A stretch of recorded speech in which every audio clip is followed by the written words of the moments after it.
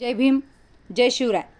आज व्हिडिओ बनवायचा मुद्दा असा आहे, बंधू आणि भगिनींनो, मी सर्व समाज बांधवांना सांगू इच्छित आहे, आपण आपले लेकरं थोडे समजदार झाले की आपण त्यांचं दुसऱ्या ठिकाणी ॲडमिशन करतो, कोण्या हॉस्टेलला किंवा चांगल्या वसतिगृहामध्ये नेऊन टाकतो। पण याआधी आपण काळजी घ्यायला हवी की हे इथं सुरक्षा आहे का, माझ्या मुलाबाळांना, मुलगी असो किंवा मुलगा असो, हे सगळं इथलं वातावरण चांगलं आहे का।